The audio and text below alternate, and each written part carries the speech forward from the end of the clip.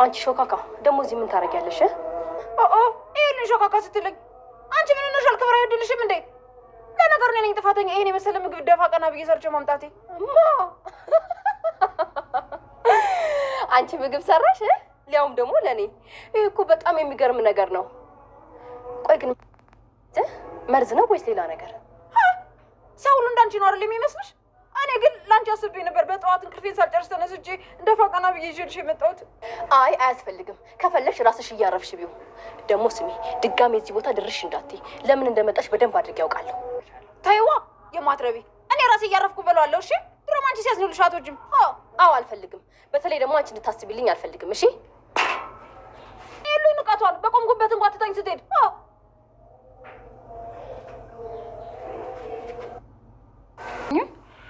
ማንባክሽ እናቱን አስፈችው። እሱን ማድረግ አልችልም አልኩሽ። በቃ ጠዋት ማታ አትጨቃጨቂ። አረ እንደዛ ነው።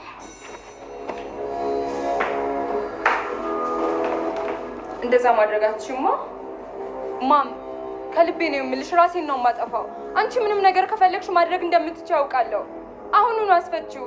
ካልሆነ ራሴን አንድ ነገር ነው የማደርገው። ተይ የኔ ልጅ፣ እሱን ነገር ዞር አድርጊው። እሱን ነገር ዞር አድርጊው እያልኩሽ ነው። አይ እኔም እንደዛ ማድረግ አልችልም። እንደምታስፈችው ቃል ግቢልኝ። ካልሆነ ግን ራሴን አጠፋለሁ። በይ ቶሎ አድርጊው። እያስፈራራሽኝ መሆኑ ነው። ታስቂኛለሽ እኮ ታውቂያለሽ። እኔ ምንም ነገር የማደርገው ራሴ ስፈልግ ብቻ እንጂ ሰው አስገድዶኝ አይደለም። አሁን ያሹን አስቀምጭና ወደ ክላስሽ ሂጂ። የሚያዋጣሽ እሱ አርፈሽ ትምህርትሽን እዚህ ዝም ብለሽ ፍቅር ክፉ ነሽ ክፉ።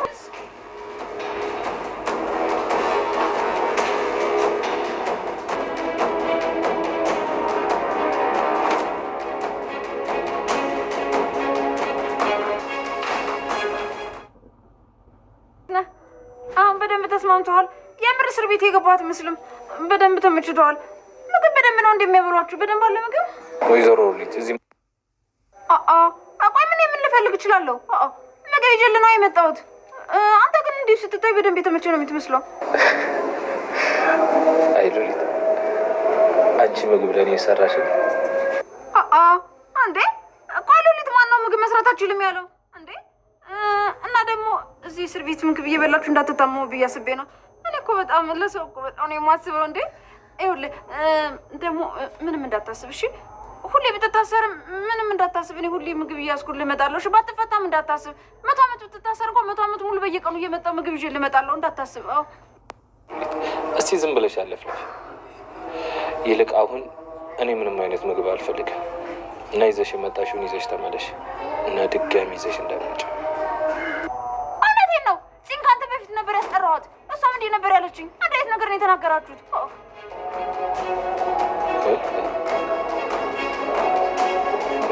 ጺም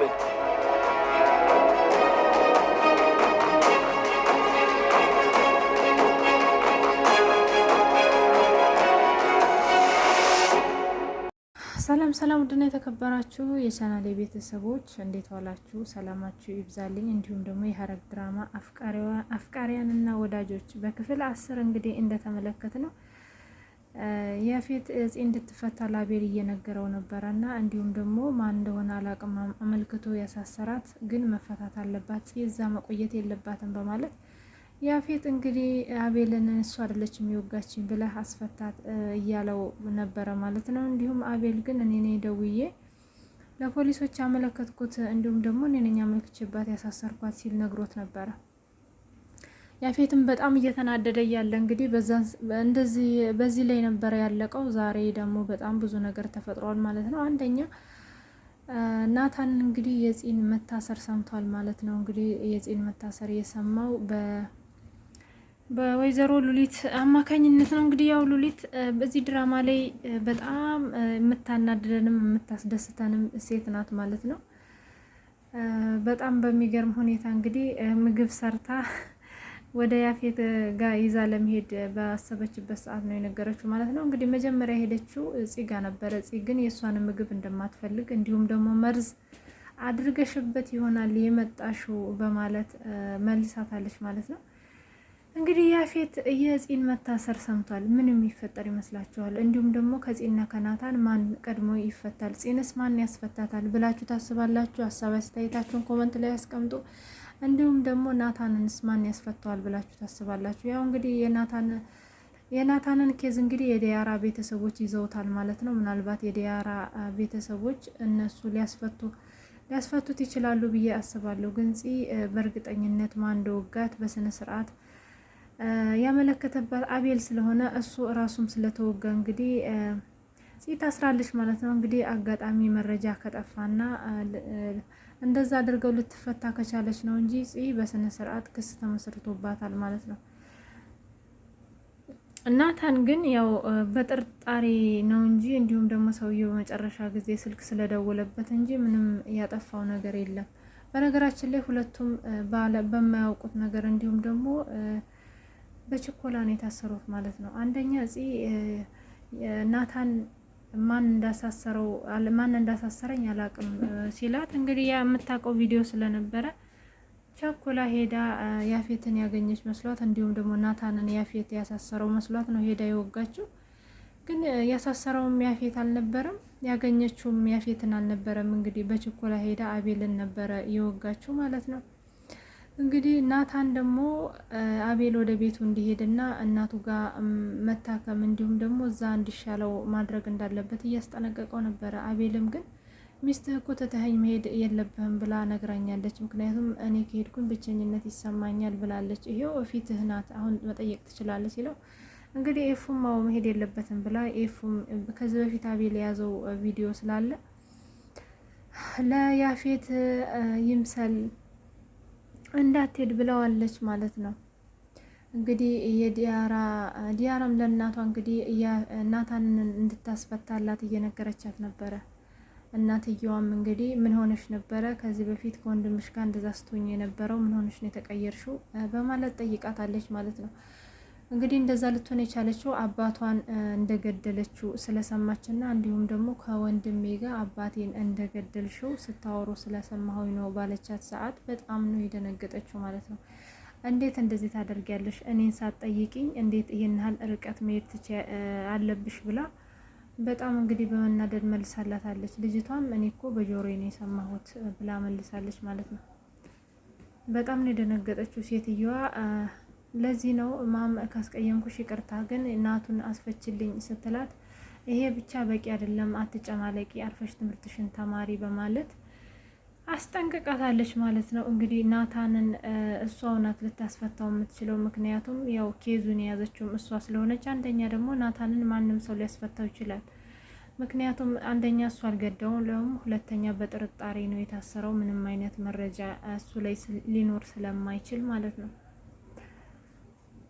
በሌላ በኩል እንግዲህ ሉሊት እንዳያችኋት ቤዛ ክላስ በመግባት እንዲሁም ደግሞ ቤት ውስጥ እየዞረች በጣም ደስ እንዳላትና አንዴ ቦርሳ እያነሳች እንዲሁም ደግሞ አንዴ ምን እያለች በቃ በጣም ደስተኛ ሆናለች። አሁን ገና የትልቅ ሰው ቤት መሰለ፣ በጣም ርጭ ነው ያለው፣ በጣም ደስ ይላል፣ ምን አለበት ሁሉም እዛ ሄደው በቀሩ እያለች በጣም ደስተኛ እንደሆነች እንግዲህ ብቻዋን ሙዚቃ ከፍታ እየጨፈረች ዘና እያለች እኛንም እያሳቀችን ነበረ። እንግዲህ እዛውም ቤዛ አልጋ ላይ በመውጣት እንዴት ነው የሚመቸው? በጣም እኮ ነው ደስ የሚለው። ምን አለበት የኔ ቤት ቢሆን። ድሮም ለመልካም ሰው እንደዚህ አይነት ነገር አይደረግም፣ ለምንድን ነው እያለች እየተበሳጨችም ነበረ። እንግዲህ በዛው እየተንፈላሰሰች እያለች በዛው እንቅልፍ ይዟት ነበረ። ከዛም በኋላ ቤዛ መጣች ማለት ነው። ቤዛ መታ በጣም አስደነገጠቻት። ያው እንዳልተኛችም ደንግጣ ተነሳች ማለት ነው። ምን ነው ቤዝዬ ብቻሽን እኮ ነሽ፣ አብረን መተኛት እንችላለን ስትላት፣ ቤዛም በጣም በመጮህ ካንቺ ጋር መተኛት አልፈልግም፣ ልትገልኝ ነው ወይ ስትል ነግራት ከክላሷ አስወጥታታለች ማለት ነው። እንግዲህ በአንድ በኩል ደግሞ የገኒ ልጅ እንግዲህ ወንዱ ልጇ በጣም እየተናፋረቀና ይሄን ሰሞን ጸባዩ በጣም ተቀይሮ እያለቀሰ እያዘነ ይገኛል ማለት ነው። ይሄም እንደዚህ ያደረገው እንግዲህ ገኒዬ እነ ሴቷ ልጇ ጋር እንዲሁም ደግሞ ኤፉ ጋር በመሄዷ ምክንያት ነው። እኔ የእሱ ነገር አልገባኝም ማለት ነው። ምክንያቱም ቅናት ነው ወይስ ፍርሃት ነው የያዘው ማለት ነው። ማለት ከአሁን በፊትም ገንዬ ሌላ ቦታ ሰርታ ስለምታውቅ እነ ሉሊት ቤት ምን እንደዚህ ሊያደርገው ቻለ ብላችሁ ታስባላችሁ? ሁለተኛ እንግዲህ ፂና እሱ ልጅ ፂና ዳግም እንዲሁም ደግሞ ያቺ ልጅ የያዙት የሆነ ስራ ጀምረው ነበረ ማለት ነው። እሱ ስራ እንግዲህ አንደኛ ፂ ስትታሰር ቆሟል ማለት ነው። ፂ እንደታሰረች የሰማችው ልጅቷ ግን ለዳግም ደውላ ይሄን ነገር ማድረግ አልችልም፣ እንዲሁም ደግሞ ፂ ወንጀለኛ እንደሆነች ሰው እንደወጋች ስትሰማ ልጅቷ በጣም ደንግጣ ነበረ። ያው ስራውን መስራት እንደማትፈልግ ስትነግረው እንግዲህ ዳግም ልጅቷ ያማታል እንዴ በማለት ስልኩን ዘግቷል ማለት ነው። እንግዲህ ፂ መታሰሯን ግን ዳግም አልሰማም ነበረ። ወንድምየው እንግዲህ ሄዶ ሲያረጋጋው ምን ሆነህ ነው አንተ እንደዚህ የምትሆነው? አንተን እኮ ትታህ የምትሄደው ገንዬ አንተ ስለምትተማመንብህና ጠንካራ ልጅ እንደሆንክ ስለምታውቅ ነው። ከአሁን በፊትም ደግሞ አድርገዋል። ምን አዲስ ነገር ተፈጥሮ ነው እንደዚህ የምትሆነው? በማለት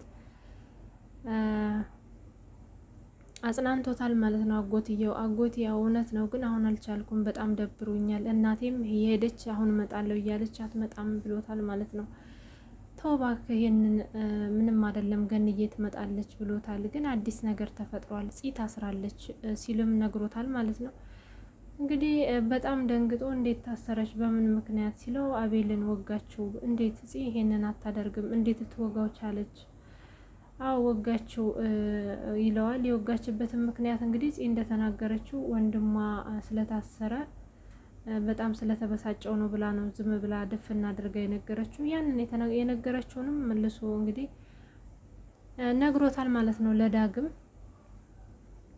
እንግዲህ ዳግም ያች ልጅ ያለችው እውነት ነው ማለት ነው ሲሉ አጎትየው አይ ምንድን ነው ያች ልጅ ሲለው አይ ምንም አይደለ ብሎ ነገሩን ለማረሳሳት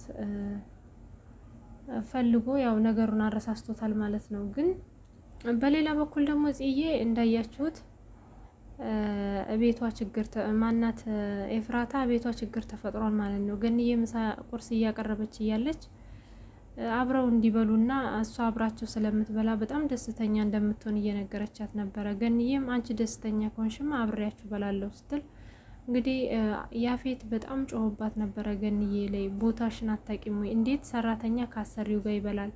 አንቺ መብላት ካለብሽ ራሱ መበዩ የእኛን ትራፊ ነው በማለት እንግዲህ ዝቅ አድርጓት ተናግሯታል ማለት ነው። በዛን ጊዜ እንግዲህ በጣም ነው የተናደደችው ኤፉ ማለት ነው። ምክንያቱም እናቷ ናት ገንዬ ይሄን ሁሉም መስዋዕት የምትከፍለው በፊት ሳታቅ ራሱ ገኒ ለልጇ ብላ ነበር ማለት ነው። እንዴት እንደዚህ ታደርጋለህ? እናቴ ላይ እንዴት ትጮህባታለህ? ምንም አታመጣም።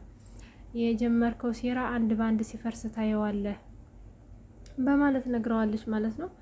እንዴት እንደዚህ ትኛለሽ? እንዴት ምንም አታመጣም ትኛለሽ? ምን አይነት ነው ሴራ የሚፈርሰው? እሱን አብረን እናያለን ሲላት፣ አዎ እንደዛ ነው የሚሻለው፣ አብረን ብናየው ነው የሚሻለው ብለዋለች ማለት ነው። ያፌት እንግዲህ ሊመታት ነበረ እንደዛ ስትለው ማለት ነው። ገኒ እጁን ይዛ ትተዋለች ማለት ነው። ገኒም እጁ ስትይዘው በጣም እየጮህባት ነበረ። እኔኑ ተጋፈጠኝ፣ ወደ እሷ አትመለስ፣ እኔን መጋፈጥ ያለብህ ብላ ጮሃበታለች ማለት ነው። ያፌትም ቁርሱን ሳይበላ እያነከሰ እንግዲህ ትቶ ሄደ ማለት ነው። በዛን ሰዓት እንግዲህ አቤል እየሳቀ ነበረ። ገኒና ኤፉ እንግዲህ ቁርስ ሊበሉ ነው። የገንዬ እባክሽ ተይው ቁርስ እንብላ እየተባባሉ እያሉ አቤል እንግዲህ ለእኔም ቁርስ ስጡኝ እንጂ እናንተን እኮ ነው የምጠብቀው ብሎ እየጠየቀ ነበረ። ቁርሱን መስጠትታ እንግዲህ መሄድ እንዳለበት ከዚህ በኋላ እዚህ ቤት መቆየት እንዳሌለበት እየነገረችው ነበረ። ኤፉ አልሄድም፣ ይሄን ነገር ብትተይ ይሻለሻል፣ ህፃን ልጅ ነው ወይ እያስፈራራሽ ያለሽው? ምንም ቢሆን አትሸውጅኝም ይላታል። የጀመርከውን ሴራ እንዲሁንም ደግሞ የምታደርገውን ማስፈራራት ለያፌት ብነግረው ያጠፋሃል በማለት መልሳለታለች ማለት ነው። እንግዲህ ምንም ነገር አታመጭም፣ አታስፈራሪኝ ብለዋለች። አይ ተነስና ያው እንግዲህ ቆርጣለች ኤፉ ማለት ነው። ተነስቶ ልብሱን አዘጋጅቶ ከእናቱ ጋር መሄድ እንዳለበት ነግረዋለች ማለት ነው። ያው እንግዲህ በመጨረሻም ሉሊት ያንን ምሳ ይዛ ሄዳለች ማለት ነው። የሰራችውን ምሳ ይዛ በመሄድ እንግዲህ እናታን ጋር ልትጠይቀው እንደሄደች እንዲሁም ደግሞ ተመችቷል፣ በጣም ነው ያማረብህ፣ ወይኔ እዚህ ብትቆይም ችግር የለውም ብትታሰር 100 ዓመት እንኳን ብትታሰር 100 ዓመት እጠይቅሃለሁ ነው ያለችው ማለት ነው። እና የሚበላም ነገር ይዛለት እንደመጣች ሲነግረው የሚበላውንም ነገር አልፈልግም፣ እንዴት መጣሽ እዚህ? ሁለተኛ እንድትመጪ አልፈልግም ስትለው እንዴ ምን ሆናችሁ ነው? ካንተ በፊት ፂጋ ነበር የሄድኩት፣ ፂም እንደዚህ አይነት መልስ ነው የመለሰችልኝ፣ እንዴት እንደዚህ ትላላችሁ ስትለው እንግዲህ ናታን በጣም ነው የደነገጠው ማለት ነው። ምክንያቱም የፂን መታሰር ናታን አያውቅም ማለት ነው። እንዲሁም ሁሉም እየተረባረቡ የነበረው ናታን ከመፈታቱ በፊት ፂ እንድትፈታ ነበረ። እና ዲራማው እዚህ ላይ ነው ያለቀው ማለት ነው። ሀሳብ አስተያየታችሁን ኮመንት ላይ ያስቀምጡልኝ። ሰብስክራይብ ያላደረጋችሁ ደግሞ ሰብስክራይብ አድርጉ። ስለተከታተላችሁ በጣም ነው የማመሰግነው። ስለምታበረታቱኝ ከጎኔ ስላላችሁ በጣም አመሰግናለሁ። መልካም ቀን ይሁንላችሁ። አገራችን ኢትዮጵያን ሰላም ያደርግልን። ቸር ቆዩልኝ።